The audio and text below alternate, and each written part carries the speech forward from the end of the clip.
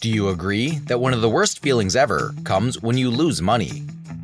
I remember once I lost $50 and I can still feel the pain.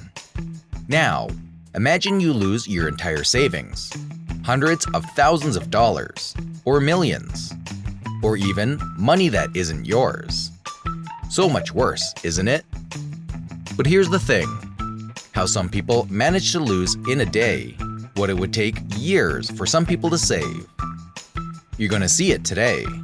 Fasten your seatbelts and let's dive right into it.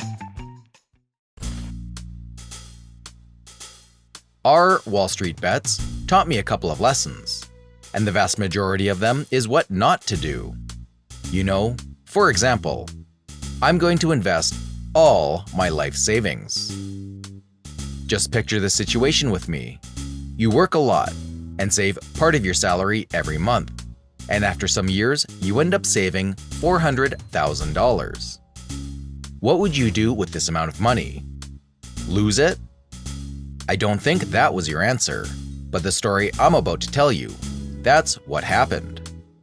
And to make it worse, Options 13, the guy we're going to talk about, managed to lose more money. Let's get into the story. You know what's funny? It seems that Wall Street gives beginners just a taste of what it is to win. And then the beginner feels confident, and that makes sense. He won, right? Yeah! But there's something that deep inside they don't want to believe, that some things are too good to be true. This guy, Options 13, had more than $400,000 of life savings lost in his Robinhood account. And as I said before, there's more. He lost $100,000 in his Charles Schwab and $100,000 in his Fidelity account, adding up to $600,000 losses in a year. This guy got frustrated because stocks were taking him nowhere, so he decided to go all retard in weeklies, as he said. He bought Tesla and Bosch call options that ended up exploding. And out of luck, he made money on Shopify puts and Roku calls. Remember that I said that the market gives beginners the taste of a win. On November 13th, 2019, he was already close to $475K. And now, things started to get bad. He had 1,600 strike calls of Walmart worth $125 each. He had a good feeling about it since Walmart had invested big in e-commerce then. He even got to cross $500,000, but then it collapsed to below $120,000, which made him lose more than 90 to 100K in only one day. It made him go after the losses, which he said, big mistake. Now, guessing Tesla was going in bubble territory when it crossed $420, he started buying Tesla puts. What you may already know, it was a mistake. Tesla continued to go up, and those puts became dust, worthless. And he said, in short, nothing worked for me. Absolutely nothing. But this insane loss of $600,000 taught some lessons, and I will share 3 of them with you. 1. Never chase losses. 2. Manage positions really well. 3. Don't buy weeklies. They almost always lose. He learned those lessons the hardest possible way. Don't do the same. In fact, people do want to get rich overnight, even knowing that's 1 in 1 million. And I'm being generous. And to do so, they often make dumb decisions, and Reddit is full of those.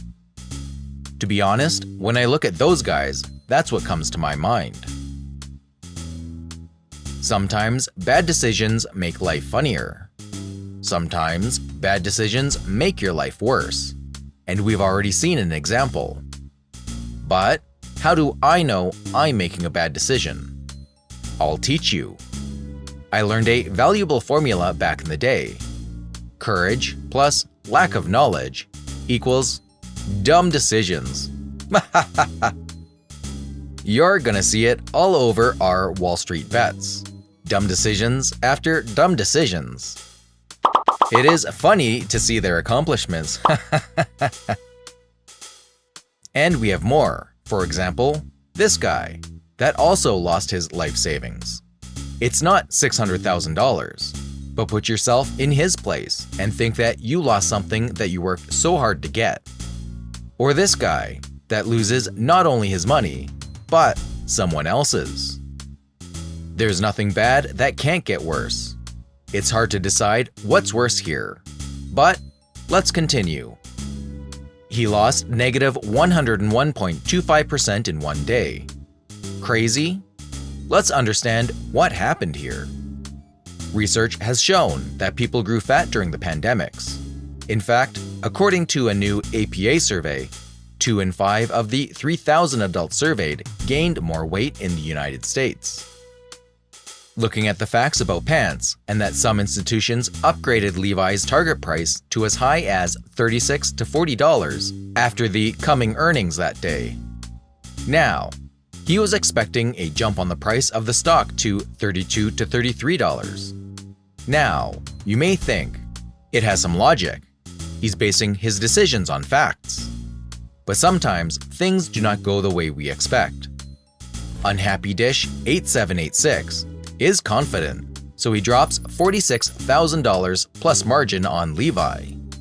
He YOLOs his money on 1978 Levi calls at various strikes from $30 up to $36.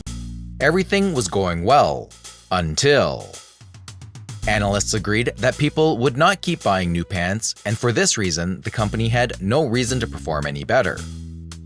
And also, the caution caused by Delta variant on retail stocks had a more bearish effect than anticipated. His words: "With all this, instead of going up, the price drops $1. And if today we see Levi graphics, it only made it to $30.48 on May 3rd, 2021. Jimmy L. Star is the name of the legend. Going to Disney is a dream for many, the magic world, where you see your favorite characters. Anyway, Disney can be way more expensive than you think, and I'll show you. What if the tickets to Disney were worth $1 million?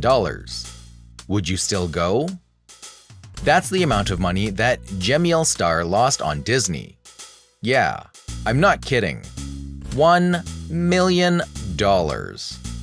Some people even suggested that Disney should make a movie about his loss. And the name should be "Failure is an Option." His thesis about it was pretty solid. He figured out that Disney Plus was growing fast, and one day it would command Netflix valuation. And also the revenue would grow a lot after the end of COVID with its theme park. But COVID is still out there. What back then he thought was almost over. In fact, after that, Disney's prices went up when the vaccine appeared. Jemiel Star was totally based on the assumption that COVID was almost over and that Disney was crushing it, and actually was. So he bought in around 180 in February, and then went up to 200, and then trading down 0.5% every day for 3 months straight. He decided to hold until the ER to see what Disney Plus looked like. The numbers were not as good as he expected, and COVID has a long tail. So I decided to sell his position on Disney, he said. What's funnier about Jemiel Star is that if you read his comments, he seems so calm, down to earth. He even says, perspective is everything, right? And the last story of today. Rahul 4122 is his name. Keeping up with our Wall Street bets always made me wonder, why do people hold their position if they're losing money? And this guy answered this question. He lost all he had. But before I tell you how much, let's see how he lost his money.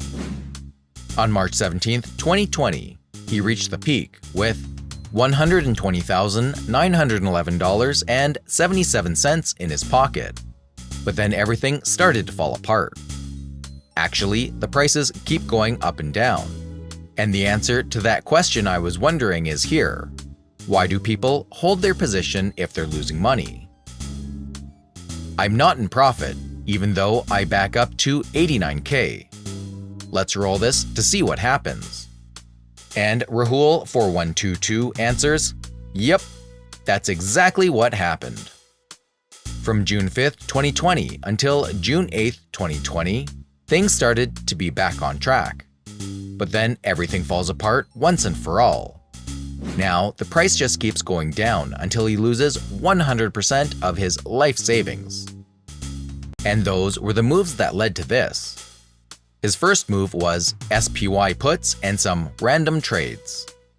His second move was WFC calls and some random trades. And last but not least, WFC calls and some random trades. He said he was sad, with a weird feeling of freedom from all the stress, and that it took him $106,000 to learn that nothing is permanent in life. Looking at all those losses, you see that having information or don't having it is not the premier reason that assures you're going to do well on this market. I dare to say that it does involve some kind of luck.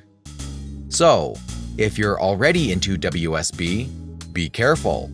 And if you're not, the advice is the same. And one more thing, don't forget to subscribe to the channel, hit the like button, and turn on the bell so you don't miss any further videos. Thank you. See you soon. One of the ways to get richer faster, or avoid getting poorer legally, of course, is to find ways to pay fewer taxes. They can be a pain in your neck when it comes to growing your wealth. This is one of the main methods ultra-rich people use to grow and protect their wealth, and I strongly recommend you do the same, always legally, okay? This is a subject that has been discussed for a long time, that rich people should pay more taxes. But you know that this is not something easy to do, because if you close one door, the ultra-rich will find another open. There's always one. And with the capital and influence that they have, it becomes way easier to find this door. That's why we're going to talk about taxes and how rich people manage to pay less than the average person.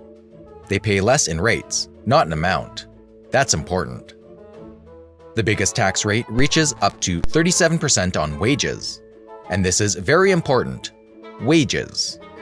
What it means is that tax is charged on income. But if you look at how billionaires earn their money, you see that most of their earnings come from capital gains or dividends. Here, they are able to pay taxes that reach up to 20%. The logic is simple. If you have no income, you don't have to pay any taxes. Most Americans work to get paid. That is income. And for receiving that, they have to pay taxes. But with the ultra-rich, that's what happens. They don't exactly need wages since they would already have to pay taxes. So they set low wages in order to pay fewer taxes. Bezos's Amazon wages have been set at the level of around $80,000 a year. Steve Jobs, when he returned to Apple in the 1990s, his salary was only $1. Just as I've shown you, wages are taxed at a high rate, 37%. Do you have any idea of what is the percentage of wage that represents the total income of the 25 richest Americans? Only 1.1% according to the IRS data. They reported a total amount of $158 million in 2018. The other 98.9% came from dividends and sales of stocks, bonds, or other investments which are taxed at a lower rate compared to wages. Think about it for a moment. Just by changing the way you earn money, you pay fewer taxes. And it's all legal. President Joe Biden, due to his spending plans, wants to raise taxes on the wealthy. Now, instead of 37%, it would reach up to 39.6% for people earning $400,000 a year or more on taxable income. But, as I said earlier, you don't get the ultra-rich easily. The administration proposals from Biden would make some pay more taxes. But if we look at the 25 richest, they would see little change. A report from ProPublica showed that the 25 richest Americans pay less in taxes, an average of 15.8% of adjusted gross income. The numbers are staggering. Take a look at these numbers according to the report. Elon Musk's wealth grew by $13.9 billion from 2014 to 2018. The total income reported was $1.52 billion, and he paid $455 million in taxes, that being 3.27% of his wealth. Jeff Bezos' wealth in the same time, from 2014 to 2018, grew by $99 billion. The total income reported was $4.22 billion, and he paid $973 million on taxes, which represents only 0.98% of his wealth. And surprisingly, there's one that paid fewer taxes than Bezos. Warren Buffett saw his wealth grow by $24.3 billion from 2014 to 2018. The total income reported was $125 million in this period. He paid $23.7 million in taxes. Now, this number represents only 0.10% of his wealth. Can you imagine that? And there are years some of them didn't even pay the taxes at all. Let me show you an example. In 2007, Jeff Bezos paid no taxes even though Amazon stock more than doubled that same year. In numbers, his fortune grew $3.8 billion according to Forbes, and yet he paid no federal income taxes at all. Now, the question is, how? How did he do it? In that year, 2007, Bezos and his then-wife, Mackenzie Scott, reported an income of $46 million, most of this being from interest and dividend payments on the outside investments. Now, here's how he didn't pay anything. Bezos had some side investments, and with its losses and various deductions such as interest expenses on debts and other expenses, he was able to offset all his income. From 2006 to 2018, Bezos' wealth grew by $127 billion according to Forbes, but the income he reported was $6.5 billion. He paid $1.4 billion in personal federal taxes. You can say, that's a lot of money, but the thing is that this amount of money only represents 1.1% of taxes on the increase of his fortune. So, what can we see so far that is one strategy to avoiding taxes? Is to focus on capital gains or dividends rather than income. But this is not the only strategy there is. Let's review some numbers right now. You remember that taxes on wages or income reach up to 37%, and taxes on capital gains reach up to 20%, right? How can you pay less than that? Loans. Yeah. Families with wealth of $100 million or more can borrow at less than 1%, said Dan Gimbel, principal at NEPC Private Wealth. Which bank wouldn't want a billionaire as their client? As we've seen so far, the rule is simple. No income, no tax. Loans are not an income, so there's no tax to pay. For the ultra-rich, this is one of their principal tools to get tax obligations down to zero. Banks usually require collateral, and of course, this is no problem for the ultra-rich. Elon Musk, for example, last year pledged some 92 million shares worth about $57.7 billion as collateral for personal loans. Using this strategy and others, the top 1% of Americans may be dodging as much as $163 billion in annual taxes, according to the U.S. Department of the Treasury. Another strategy to paying fewer taxes is charity. I'll show you an example. In 2018, Michael Bloomberg reported an income of $1.9 billion, but he paid only $70.7 million in income tax.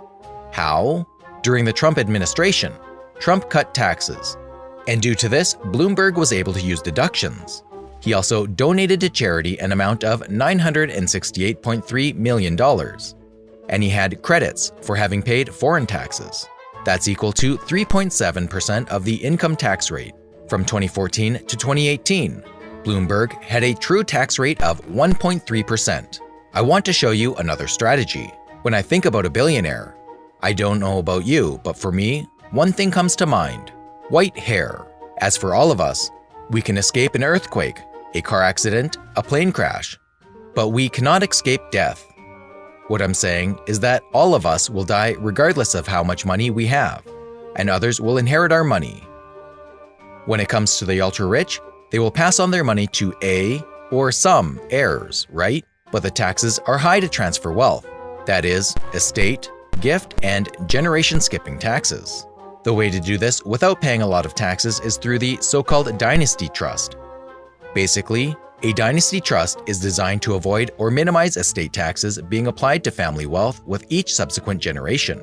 According to the law, you can place up to $11.58 million into a dynasty trust without having to pay estate taxes, gift taxes, or generation-skipping transfer tax. This exemption doubles for couples. Dynasty Trust also protects assets since the assets are now owned by the trust, and not by the beneficiaries. The assets are not included in their taxable estates. Not all states allow dynasty trusts, but these are some that do: Illinois, Kentucky, Michigan, New Jersey, North Carolina, etc. Only 21 states allow dynasty trust, according to Kalina Thomhav and Chuck Collins, on Dynasty Trusts: How the Wealthy Shield Trillions from Taxation Onshore. Dynasty trusts serve as a vital tool in the systemic tax avoidance of trillions of private wealth. So, we've seen 4 ways that the ultra-rich tend to pay the least in taxes: avoiding income, loans, charity, and dynasty trust. All of them are legal. Now, if you want to support me to continue doing this type of content, hit the like button right now, subscribe to the channel, and turn on the notification bell. See you! Can't crash if you're never left the ground. And then all of a sudden, poof, it went. I mean, people, economists, very serious economists, had been saying that we reached it. Make that money or take that money. Gotta get some money, money, money. Make that money or take that money. Gotta get some money, money, money. Make that money or take. Wall Street, where money never sleeps. You blink and you lose. But what really is it? Wall Street is just that, a street. However, what goes on that street is the reason behind its global fame. It has been touted as the mecca of financial transactions in the United States. Wall Street is an 8-block long street located in the financial district of Lower Manhattan in New York City. It runs from Broadway in the east to South Street, right in the heart of the financial district. Wall Street houses various banks such as JP Morgan Chase, Goldman Sachs, Morgan Stanley, and Citigroup, among others. It also houses brokerage markets, insurance companies, and is home to the 2 largest stock exchanges in the world by market capitalization: the New York Stock Exchange and the National Association of Securities Dealers Automated Quotations, also known as NASDAQ. The New York Stock Exchange Amex Equities is also located on the famous street.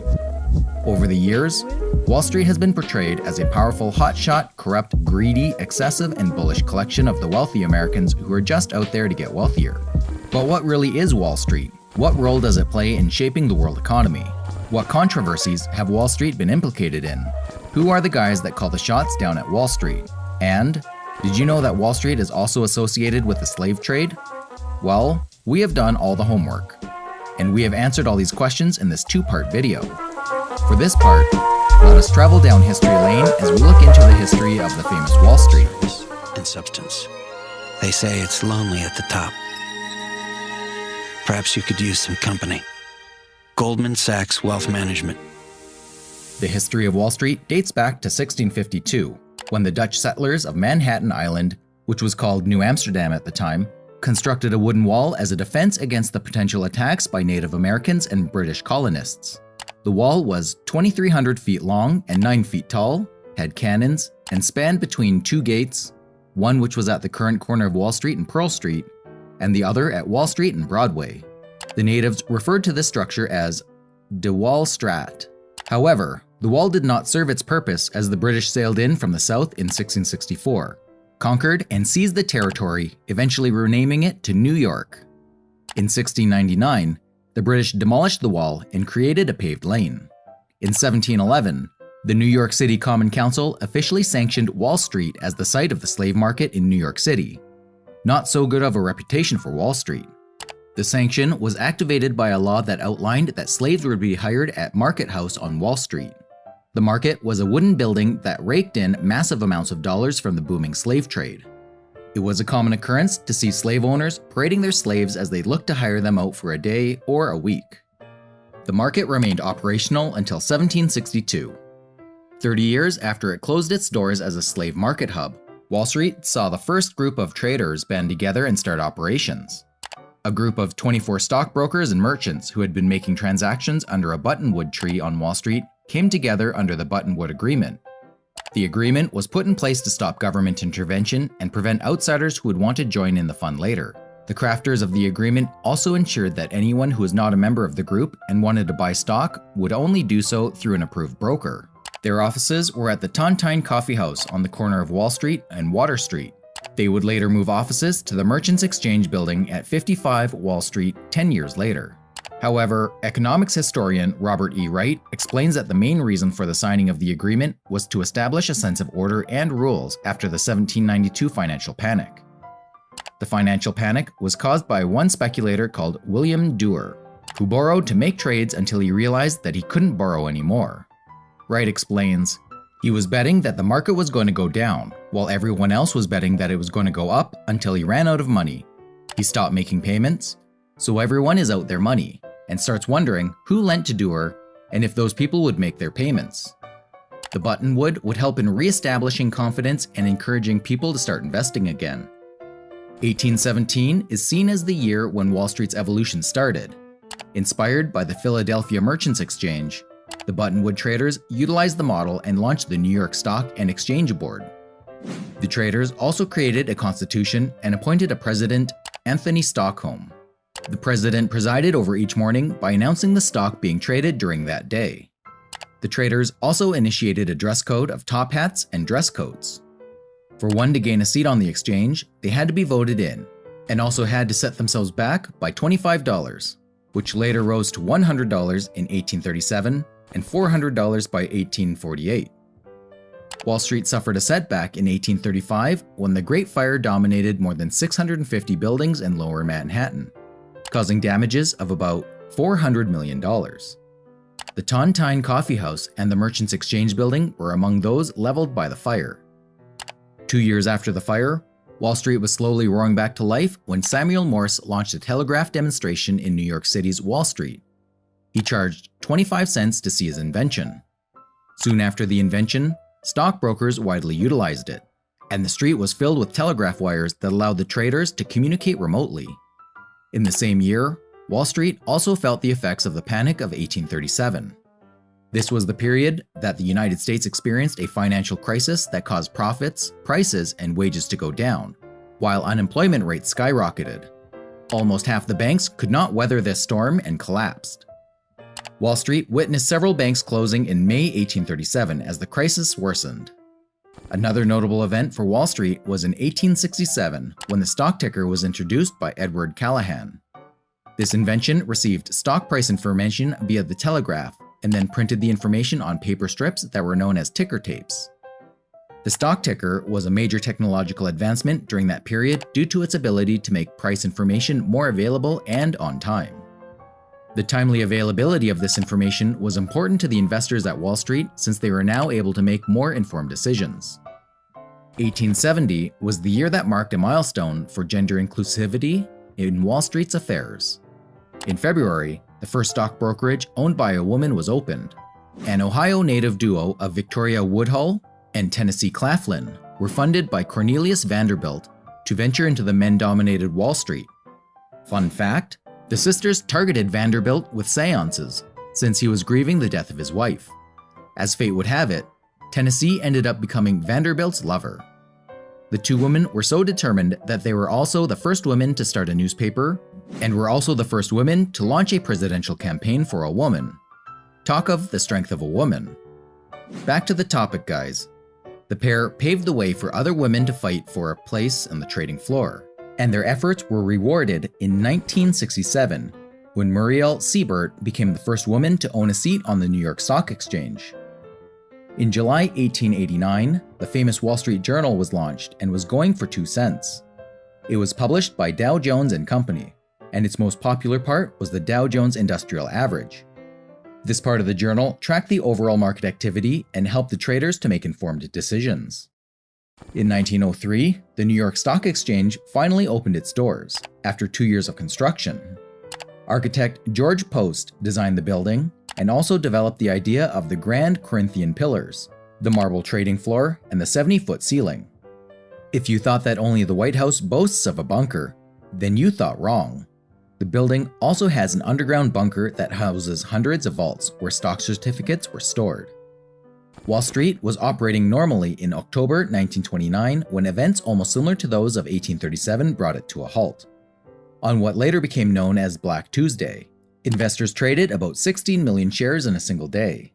This led to billions of dollars lost and thousands of investors going bankrupt.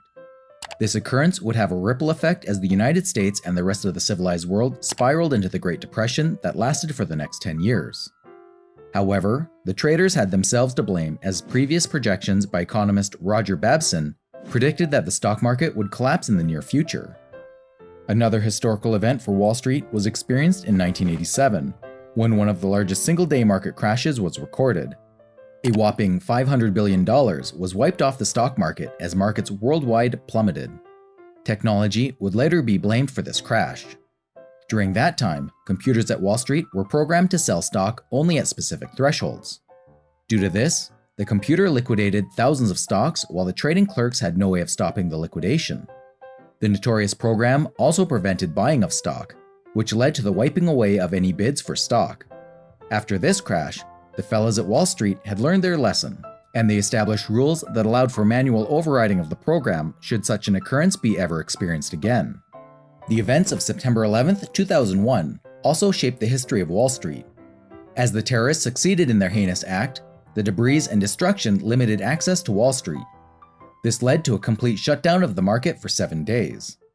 After opening, there was panic selling and the Dow Jones fell off by 684 points, which was a record decline for the biggest loss in the market's history in a single trading day. A week after reopening, the Dow Jones average had fallen by more than 14%. The S&P had crashed by 12%, while the Nasdaq had sunk by 16%. Within those days, a total of $1.5 trillion had been wiped off the market.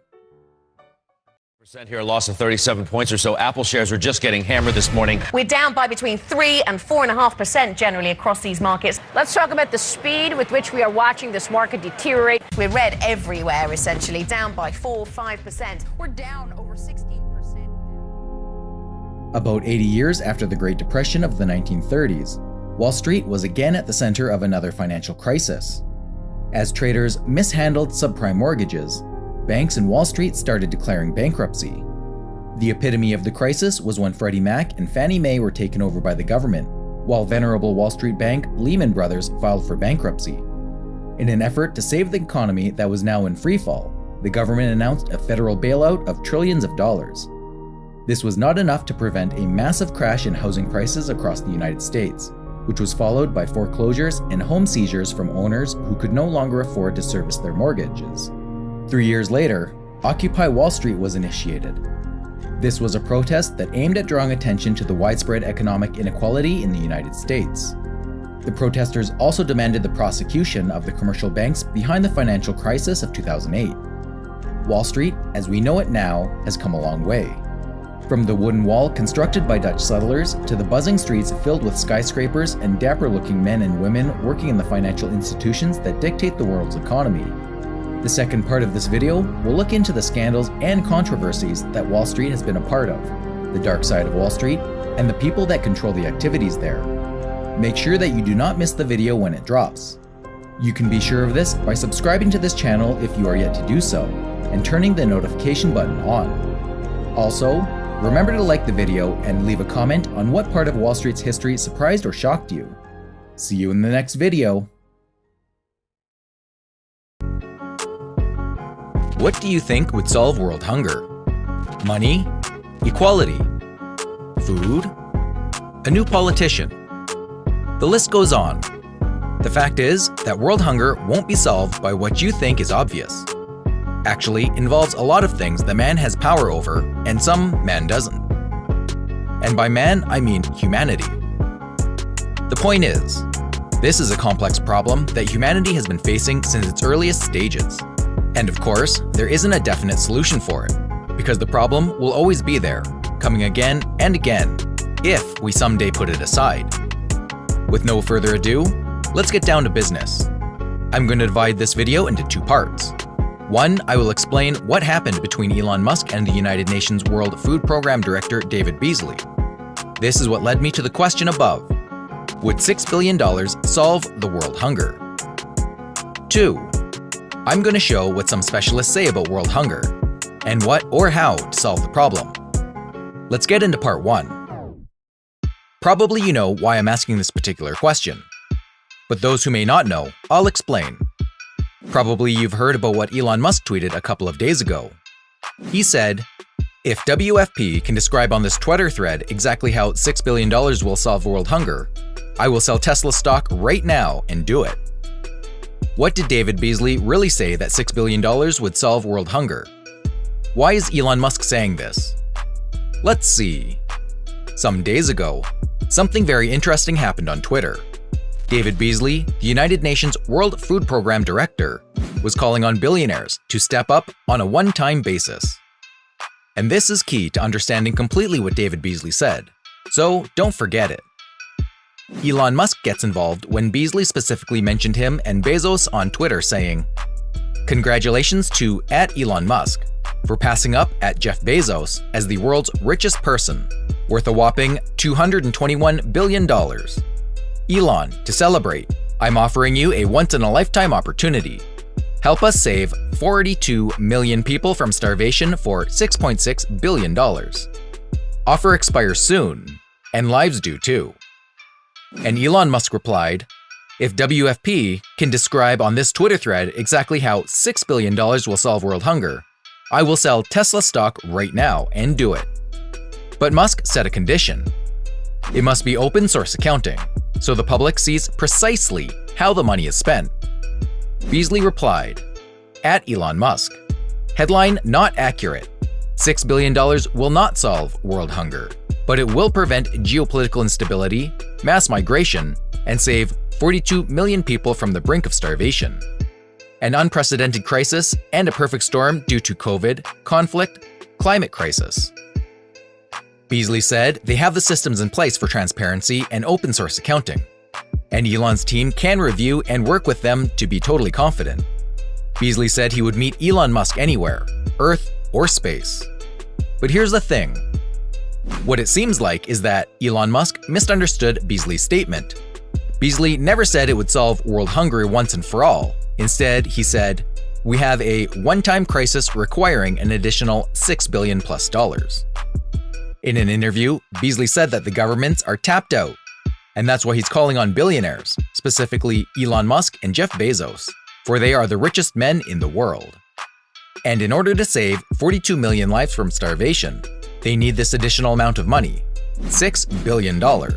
Only last year, Beasley said the top 400 billionaires in the United States' net worth increase was $1.8 trillion. And all he's asking is only 0.36% of their net worth.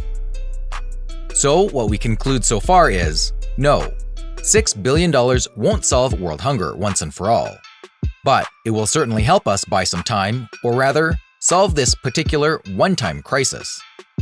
Beasley said in a CNN interview, "I'm not asking them to do this every day, every week, every year. We have a one-time crisis, a perfect storm of conflict, climate change, and COVID. It's a one-time phenomena." So yeah, it's obvious. There was a misunderstanding. Those $6 billion, to be more specific, $6.6 billion, would prevent other problems, but not by any means solve it once and for all. So, this is part 1. Now, understanding better the context, that $6 billion won't solve the problem, let's see how much money it takes to solve it. Now, let's dive into part 2 and understand this problem of world hunger. Let me ask you some questions, and I want you to answer them. How much money would end world hunger? Do the billionaires have some responsibility for it? These are the questions I'm going to focus on from now on. Did you know that more than enough food is produced to feed the global population? But how come 811 million people still go hungry? Yes, that's the number of people around the world suffering for the lack of food. 811 million. Just from 2019 to 2020, the number of undernourished people grew as many as 161 million due to conflict, climate change, and COVID-19. In 2020, the primary cause of hunger was conflict. Before the pandemics, the numbers were getting better. In 2015, the UN published a report of how their progress was against the goal they set to eradicate extreme poverty and hunger. The proportion of undernourished people in the world has declined from 15% in 2000 to 2004 to 8.9% in 2019. About 690 million people globally are undernourished. The rate of stunting, children too short for their age as a result of chronic malnutrition, fell from 33% of children under the age of 5 in 2000 to 21.3% in 2019. Hunger is caused by a variety of factors such as war, climate change, unemployment, last year, and the list goes on. So, it's not just about food. In fact, food is a symptom caused by some of the factors I just mentioned. Now that we have some facts, I would like to answer the question: how much money would end world hunger? First, that is a hard question, and depending on which specialist you ask, this question they're going to say is a different amount of money. Second, is obvious. World hunger is a constant problem. Therefore, the solution must be a constant as well. In other words, it is not a one-time payment, let's say, that will solve this problem. Estimates, as I said, it depends on which specialist you're talking to, ranging from $7 to $265 billion per year. Let's do some math. Forbes' 35th annual list of the world's wealthiest reached 2,755. Altogether, these billionaires are worth $13.1 trillion. I want to work with more precise numbers, then a range from $7 to $265 billion per year. The UN's Food and Agricultural Organization, FAO, estimates that $39 to $50 billion per year would be enough to end world hunger by 2030. We're talking about less than 1% of the money these billionaires have. But we have to agree that the money is theirs, right? And some would say that's enough reason to say they don't have the responsibility to end the world hunger case. The same thing applies to you, doesn't it? You probably have money, and maybe some to even spare. Do you help the poor? Probably not. I don't know. So why would they? Here, we get to a point of opinion. I'm sure there are people out there that would give some pretty good opinions, showing how the billionaires should solve this problem. But the fact is simple, the money is theirs. They have worked for their entire life, years and years, and now there's their reward.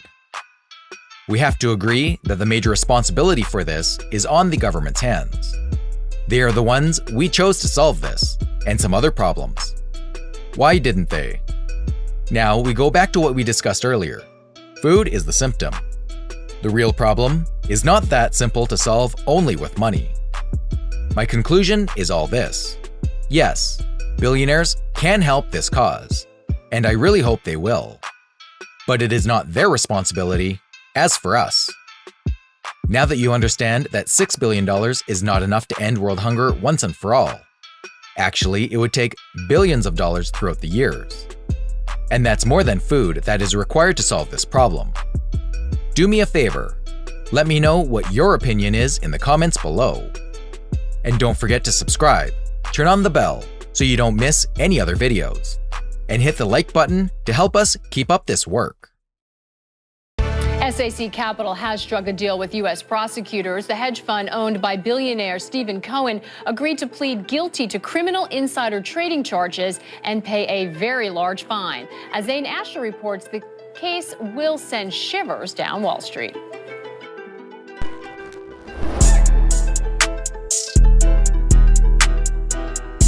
I want to start asking you a question. Is it possible for an average investor to beat a big hedge fund or a billionaire on the stock market? Why? Probably the vast majority of you answered no. And let's be honest, have you ever heard that some investor alone beat a hedge fund or a billionaire? I don't think so. The key word here is advantage. Would you have the guts to fight against Mike Tyson? If you did have the guts, would you win? The odds are totally against you. And to get things worse, Mike Tyson cheats. Now what? Can you see where I'm going? Those big funds, big companies, billionaires have something we, average investors, do not have that makes us be far behind, and I'll list some of these things for you. But before that, stick with me to the end of the video, and I'll show you some advantages they have and also how some of them manipulate the stock market with real-life cases. So let's see these things that they have that puts them ahead of us. It's worth saying that this is not against the law or something. It's just, it is what it is. 1. Capital. That's obvious. Having more capital may be the greatest advantage they have. With it, they pay less fees, for example, or they have some privileges, such as they can subscribe for a hot IPO. I mean, hot IPOs are normally reserved to some clients, hedge funds, some high net worth individuals, and they get to subscribe for it before us. 2. Information. Without a doubt, information is a hidden treasure. Why? If you have information that others do not have, you know what to do before them. Thus, in this particular case, stocks. You're able to make better decisions. Those guys have experts on their side. They have systems. Researchers spend all day studying stocks. Do you think you can do this? I mean, probably you work somewhere else. Now, since I'm talking about information, there's a crime that might come along with it. Insider trading. The definition of insider trading is the illegal practice of trading on the stock exchange to one's own advantage through having access to confidential information. Let me give you an example. Imagine you're a CEO of a big company, and the company is about to merge, but the information is not public yet. You say it to one of your friends, and he acts upon this information, buying or selling the stock of this company. A real-life case of this is Joseph P. Naccio. Joseph Naccio was CEO of a company called Quest. In 2000, Quest acquired one of its competitors, and during the time of the merger, Naccio admitted false accounting. In February 2001, Naccio said he declined an offer from the National Security Agency, NSA, and they punished him by dropping a contract worth millions. In May 2001, the Quest stock began to decline, and by August, they dropped from $38 to $2. Naccio, however, had been selling his stock since January. On March 15, 2005, Naccio and 6 other former Quest executives were sued, accused of a $3 billion fraud and of benefiting from an inflated stock price. Now guys, look at how insider trading works. The government stated that Naccio continued to tell Wall Street that Quest would have a great increase of revenue. By this time, Naccio already knew this wasn't possible. But Naccio, on the other hand, said he really believed that would happen. On July 27, 2007, Naccio was sentenced to 6 years in federal prison, and the judge also ordered to pay a $19 million fine and forfeit $52 million he gained. You see how this works? Many similar cases have happened and we don't even know about. Alright, let's move on. Another advantage they have, and from this one insider trading may come from as well, is 3. Politics. We, average investors, do not have a word when new laws are being created, or a word with elected politicians. On the other hand, those guys have. And this gives them an incredible advantage, because the government will think twice before doing something that would harm them. And as I said, some government employees have privileged information about some company, and they can sell this information or just use it to buy or sell stocks. And here, insider trading comes again. So, capital, information, and politics really gives them an incredible advantage. But these are not illegal. They can become, but that's another story. Let's talk about manipulation now. When we say manipulation, what comes to mind are those big companies, those wealthy people. But in this year, the people did it. Who haven't heard of GameStop? What happened there is what is called price manipulation. High volume of trades are used to drive the price of a stock up or down. Here, they affect artificially the supply and demand of a stock, causing it to either raise or depress its price. Another way to manipulate stocks is through false rumors. I have just told you Naccio's story. He said that Quest was going to have a great increase in its revenue. But that's not what happened, and he knew it according to the government. Probably the most known way to manipulate a stock is the pump and dump method. Let me show you its definition, and I'll explain how it works. Denoting the fraudulent practice of encouraging investors to buy shares in a company in order to inflate the price artificially, and then selling one's own shares while the price is high. Basically, a fraudster spreads false and misleading information to encourage people to buy a particular stock. With this frenzied buying of stocks, the price of the stock goes up, pumps. And when the price is already inflated, they sell their position, dump, after this. This movement stops, and typically the price goes down, making investors lose their money. Normally, fraudsters' targets are penny stocks, seeing as we have less information about them, making it easier to manipulate. Have you ever heard of a guy called Sandy Winnick? He's responsible for one of the largest global penny stocks probes ever by the FBI. He used the pump and dump scheme to manipulate the price of some stocks. Between the years of 2008 and 2013, using false information, he spread through false press releases, calls, sales campaigns, announcement of false mergers, social media, etc. He managed to pump up the price and gained $120 million from investors around the world, approximately 35 countries. On a second scheme, he solicited the investor into paying a fee that would make them help sell their penny stocks with some profit. In this scheme, he gained $20 million, adding up to $140 million total. He was sentenced to 6.5 years in prison. So yeah, some companies and people have some advantage and they can use it to manipulate the market. But what I'm trying to show you is that manipulation might come from a big company, hedge fund, but it might also come from a fraudster you might never have heard of. Thanks to the SEC, the US Security Exchange Commission, it has radically reduced the chances of another Great Depression. This is the government part that's responsible for regulating the US stock market. The SEC helps you have more information and thus invest better, making it safer to invest in stocks, bonds, etc. It doesn't regulate funds or derivatives. So, the key word here is transparency. The more information you have, the safer it is. A resource for you is investor.gov. Hey, subscribe to the channel and don't forget to like us, and also turn on the bell so you don't miss any coming videos. Thank you so much. In our last video, I showed you the craziest losses on Reddit. I have no words to explain the way I felt when I saw people losing their entire life savings in a trade. I mean, thousands of thousands and even millions of dollars. It's unbelievable. Go check it out. But a question came to my mind when I was making that video. It was like, okay, I'm seeing a lot of people losing their money. But I have to be honest, I know that some people make some profit out of these trades. Who are they? Yeah, it's not hard to find people that actually made some profit on trades. I just blew a fucking brain. Oh my. But few are those that keep making a profit. And the word keep is key here. You might gain some money once or twice, but keeping it for months or years straight is a totally different thing. The problem with day trading is that you can't do it consistently. Although more than 80% of the stock market is now automated, this is still a problem. In other words, if a computer using advanced mathematical models to make better decisions cannot always gain, what about you that can't even do some simple math?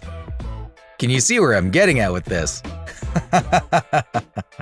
Probably you are, or you have asked yourself, why doesn't this guy start to show me the gains? And here's your answer. I want to get something clear here.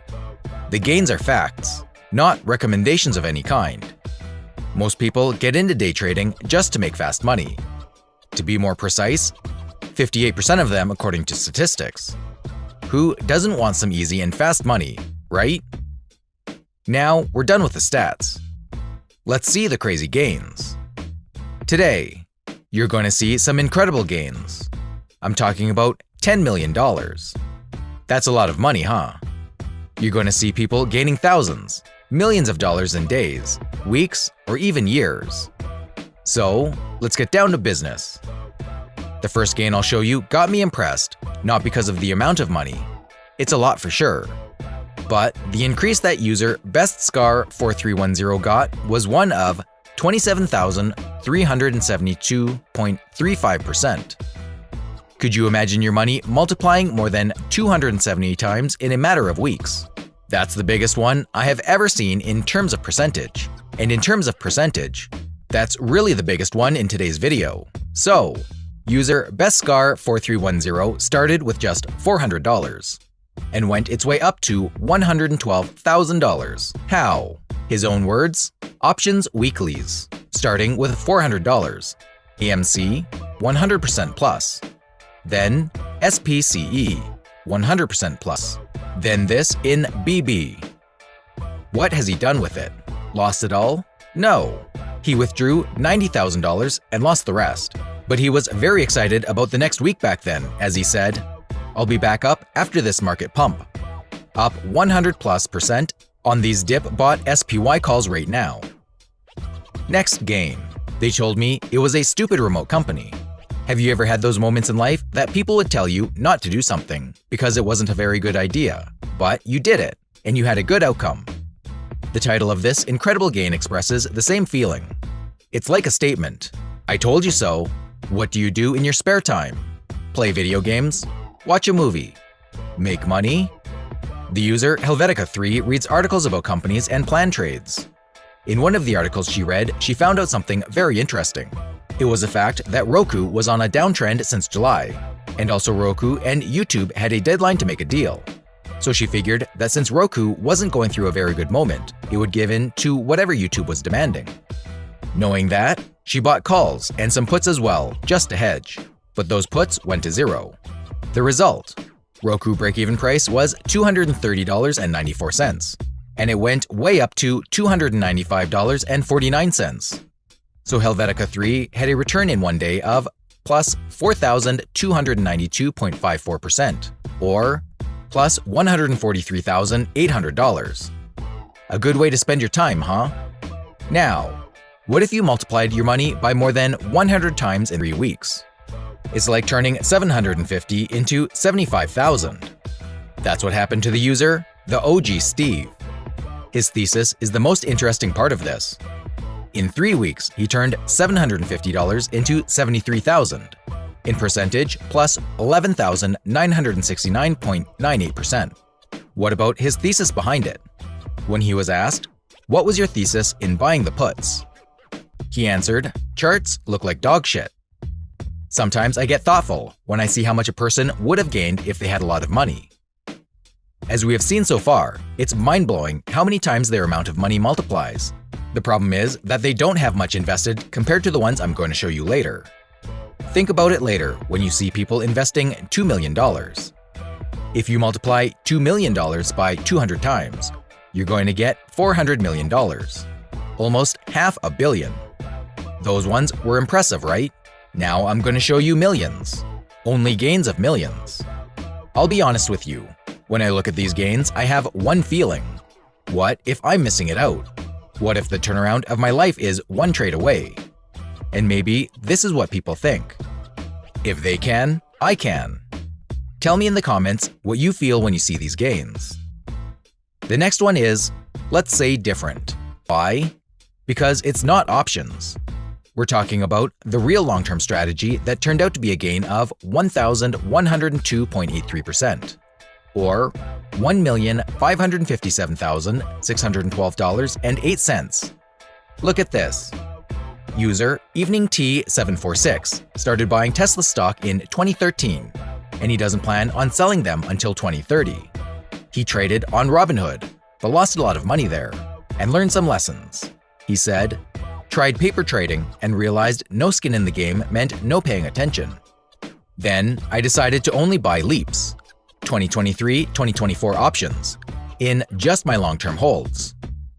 As I said, this is a real long-term strategy, and he even has a retirement plan. Check it out. Come 2035, hire multifamily family office. Greater than $15 million. Create trust. Ensure all dependents of me and my siblings have X dollars, inflation adjusted, a month from 25 until 40. Payments can start at 21 if dependent has a major or job in finance, tech, science, or law, or a derivative of it. My rules. They can take it or leave it. You get the life you want. No more payments after the age of 40.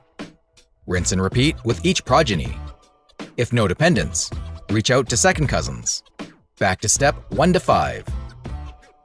What do you think about this guy? Is he good? The next guy is also interesting because that wasn't with options as well.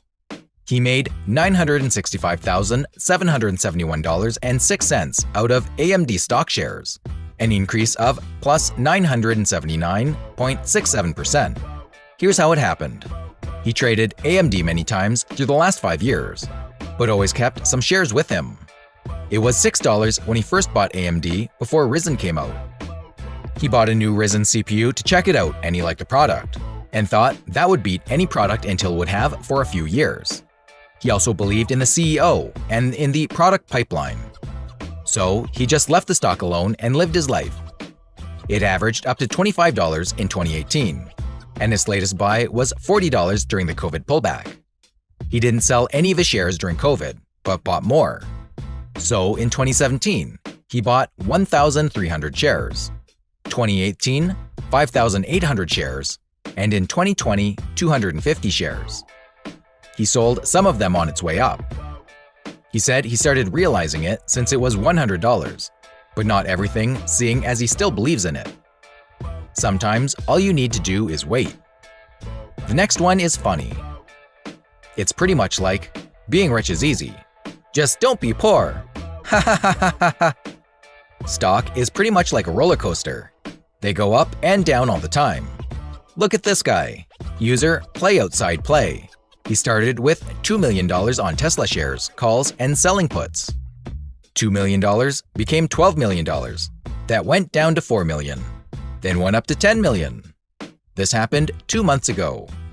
And then 1 month ago, this same guy posted a gain on Reddit again. This guy invested $1,907,182.09 on Tesla. This money went its way up to $7,895,328.80. In other words, plus 313.98% increase. But the most important question you should be asking by now is it daddy's money? And the answer is no, it's not. It's Tesla calls in 2019, plus more margin and more shares. He started with 200,000 in May 2019. Now the question is, where did the 200K come from? Daddy? We don't know. Anyway, that's a lot of money. Maybe the $7 million are the same from just 2 months ago, since it started with almost $2 million just like the other one. If you haven't noticed, the video has 2 types of gains. One is in percentages, with people multiplying their money by 100 or even 200 times. The other type of gains is in the amount of money. They didn't even get close to the percentage, but because of the initial investment, the amount of money was way bigger. Which one blew your mind? Let me know in the comments. Before we finish, don't forget to subscribe to the channel, hit the like button, and turn on the bell button so you don't miss any of our videos. Thank you. See you guys next time.